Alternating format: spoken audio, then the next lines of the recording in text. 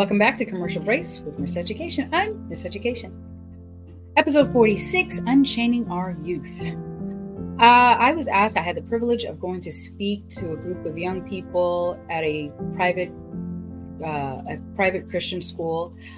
They were high school age, so most of them were juniors and seniors, and they were all Black children. So I asked them, hey, what do you guys want to talk about? What's going on in your school? And for about 10 to 15 minutes, they gave me examples of things that were bothering them in their school. And as expected, it was race-based. 90% of it was race-based.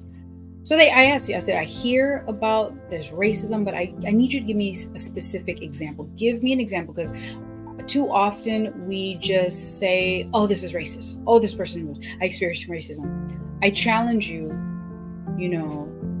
those who are beginning to unhook from the matrix, I challenge you to question, have the person give you specifics. What was racist? What interactions did you deem racist? So I asked them, I was like, no, I hear that, but I need you to give me examples. So the first example that was shared with me was, I guess the school invited Nelson Mandela's grandson to speak to the students. And a group of white kids were just like, this is boring. I don't want to be here. And when they were clapping, they were like, yay. They were not enthused. They didn't see value in it. And so the young folks, the children that I was with, they were like, this was an example of the students being racist. And these examples went on for about 15 minutes, like I said.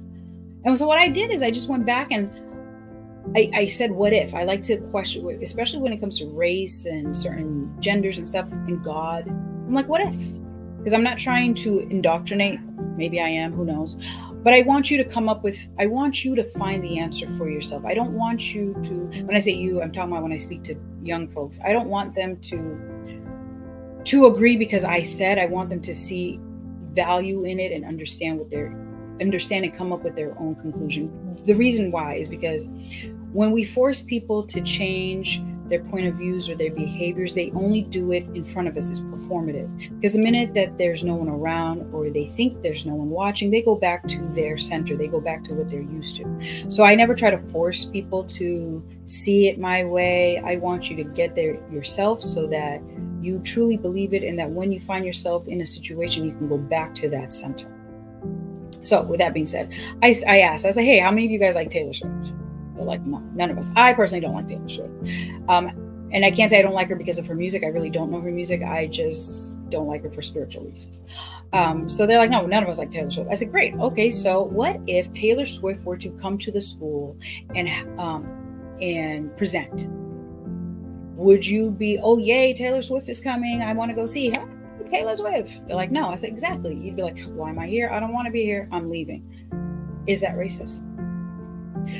And again, I'm not saying that the example she gave was not an example of racism. Just based on what she presented to me, right, and what was shared, I just flipped it around and said, let's reverse it. Let's make the guest speaker Taylor Swift. How would you respond? And they sat there and were like, oh, I probably would leave or not be interested. I said, exactly. Could it be that this is not a matter of race, or that it's Nelson Mandela's grandson and that he's a person of color, like he's a Black man? Could it be that they just don't care?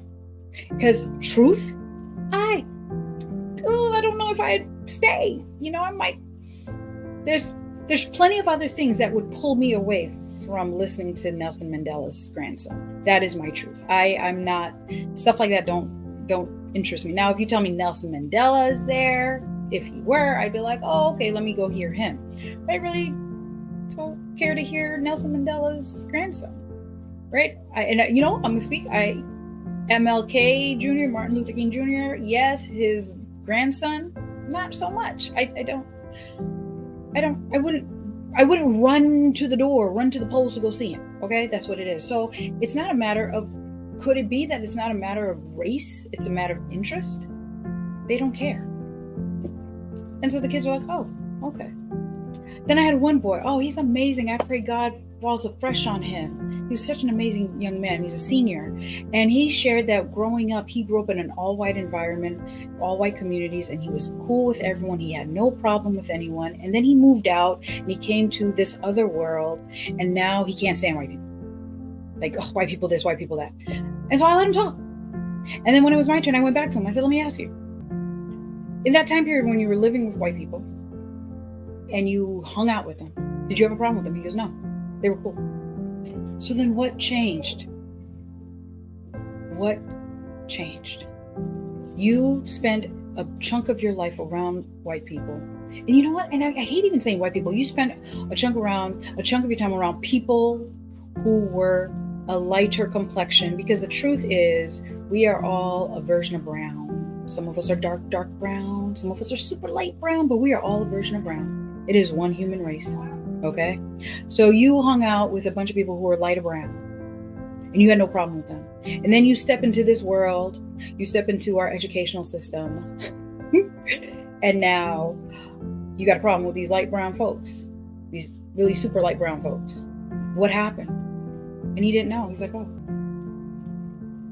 So I just questioned, what is going on with our children? Because I did continue the conversation with the kids, and I was like, listen, one of the comments that they said was, we are the same as the light brown folks, the white folks. We are the same. Like, there's nothing different between us. I said, if that's the case, why do you act like there's something different between you?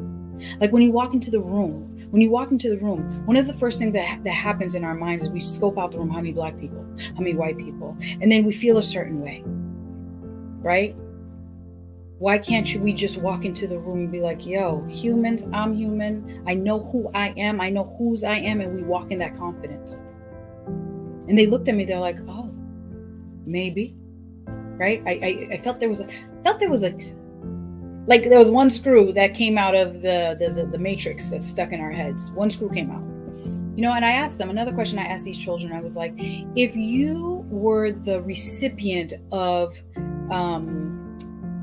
Bill Gates's fortune, right? You knew that you were the recipient of all these millions or billions, however much this man has. You were the recipient. How would you walk around this world? They're like head up high, proud, confident.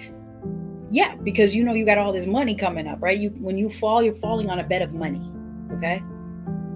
So I said, why not, since we are in a Christian school and we claim to be Christians, do we know who our backup is? Do we know who we belong? Do we know who has given us everything, right? Again, I'm talking to Christian kids, so I can go down that path. We're talking about God, the maker of all. So why isn't that when you walk into a room, you're not walking with that confidence? Because that's more, you should have more confidence knowing that you belong and that you are a child of God than knowing that you're the recipient of Bill Gates' money and fortune. Just a question. I really want to get into a space where I want to talk to our kids. I want to unplug them from this matrix, because I know I'm going on this again, but racism, man, that holds us back. We talked about oppression. I'm like, listen, I gave this example. I'm a little unhinged when I talk. I was like, there's a difference between a hoe, right? If I'm dressed like a hoe, and if I am a hoe, I could dress like a hoe and I'm still a virgin, had never touched anyone, keep to myself.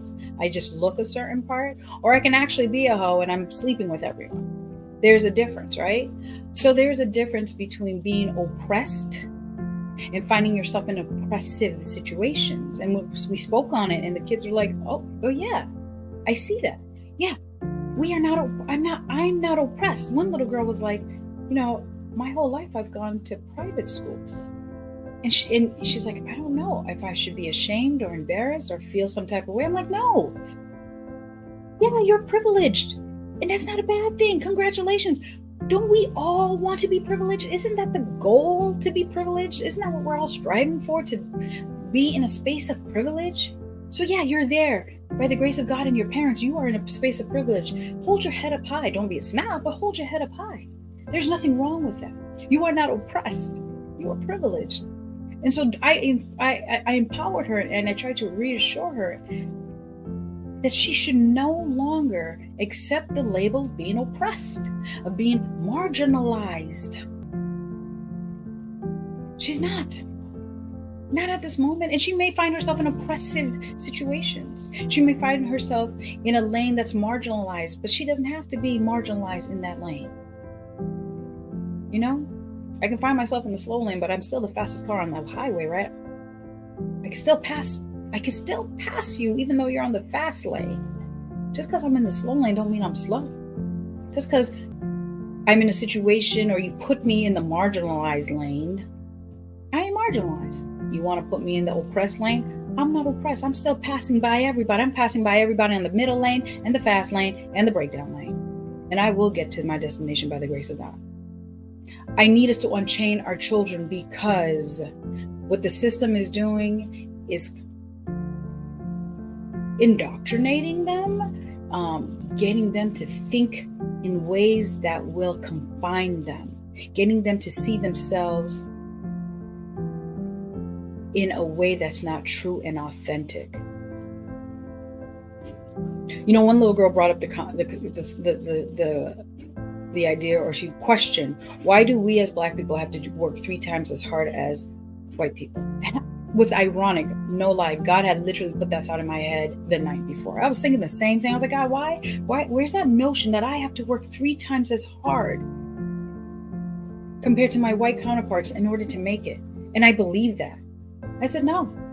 You see what the problem is? Like here, and this is baseline, right? And this is white, this is Black, right? This is baseline. What's happening is mostly because of our institutions of learning and the media, they have caused us Blacks to drop down. Well, right? They've caused us to drop down. And so while we're down here, we're looking at white folks that they're elevated and they've moved up. No, they're at ground zero. That's it. They ain't done nothing. I mean, granted, and again, let me just say this. There are white, Black, all people who've moved up.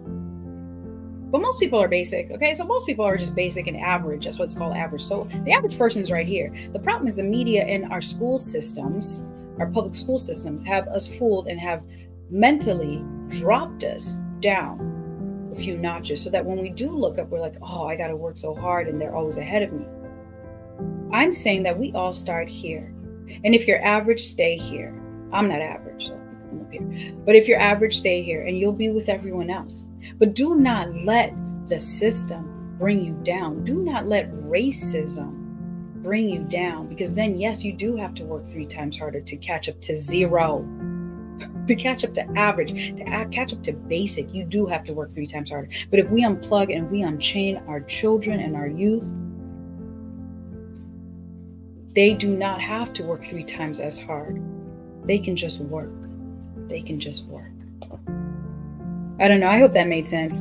It made sense when I was talking to these kids, and it was enlightening. It was such a beautiful and powerful thing to see eyes open up, to see, bolts coming out of their heads. And again, I don't go in there to try to convert people. I just plant seeds.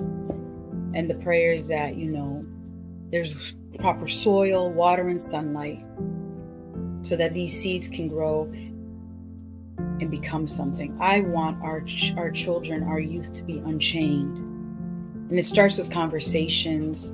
It starts with one-on-one conversations, talking to the heart and not the mind, right? It's a change of heart. This is intellect. There's so many intellectuals, right? It's actually really hard. It's much harder to unchain an intellectual than it is to unchain someone who walks with their heart. Like I said, I hope that made sense. The challenge is to unchain our youth, one child at a time. And then here's the thing, it's not one child at a time, it's one generation at a time, because one child equals a generation. From my heart to yours, God is dope. Till next time, commercial breaks. Mass education. Bye.